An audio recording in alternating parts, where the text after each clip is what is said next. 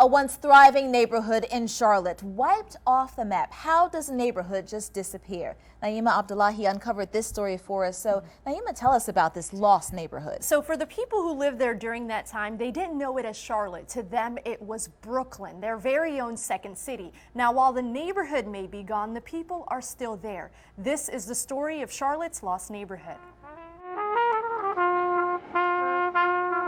It's not so much the numbers you see, but the dash in the middle. That dash will tell you the story of a neighborhood with only this playground left, Pearl Street Park. We tell them we from Brooklyn, but when we say Brooklyn, people think you're talking about New York, but it was a Brooklyn right here in Charlotte. Brooklyn, New York, no different than Brooklyn, North Carolina, with its rich history and sense of pride. This is the real Brooklyn. Crown Heights, Bedford-Stuyvesant, Brooklyn all day, BK all day.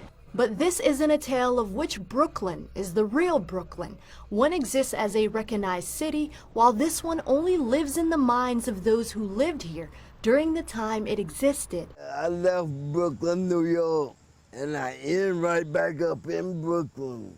It kind of surprised me. The Brooklyn of Charlotte was a city within a city during the time of segregation and Jim Crow laws. Let me tell you the Brooklyn story. These are some of the ministers that were the pastors in the various churches that are no longer there today. It was historically an African-American neighborhood. Yes, it was separate but equal, depending on who you asked, but it was life as they knew it. From the late 1800s to the 60s, this place thrived with history and pride. And this was a very warm community, you know. Everybody was family here, and that's the way it was. I know you're not from Brooklyn.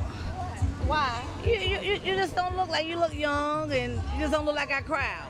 The children of that time attended Meyer Street Elementary and Second Ward High School.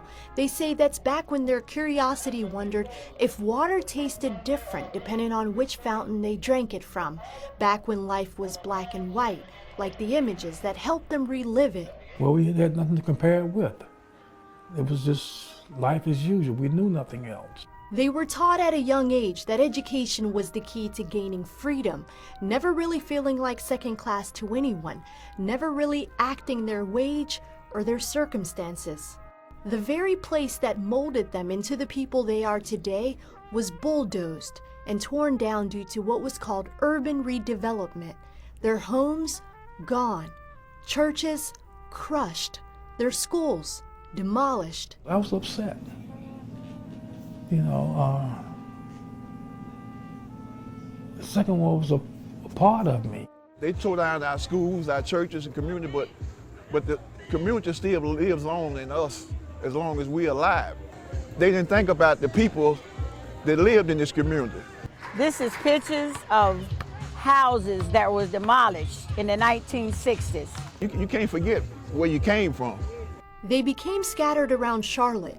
Families ended up moving to Belmont, Wesley Heights, Lincoln Heights, Northwood Estates, Druid Hills, and other various locations. Some moved into racially mixed communities, leading the way for integration.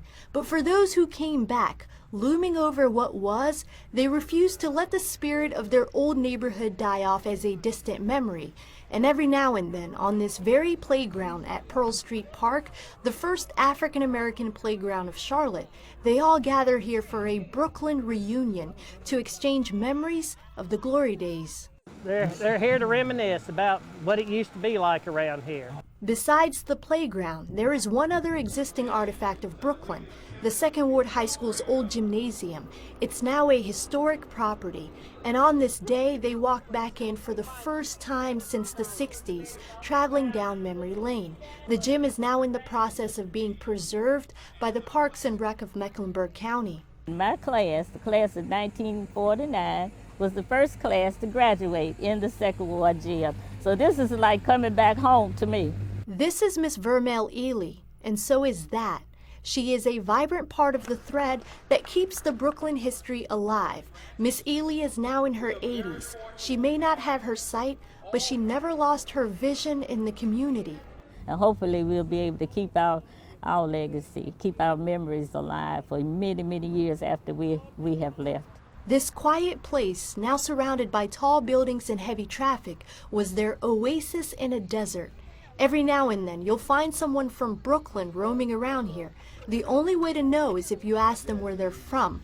Their memories may not be as sharp as the clothes they wore back in the day, but they'll always remember how this place made them feel. You see, it's not so much about what's in the beginning or the end that tells the story of Brooklyn, but what lies within the dash, a narrative they'll share until the day they meet their own.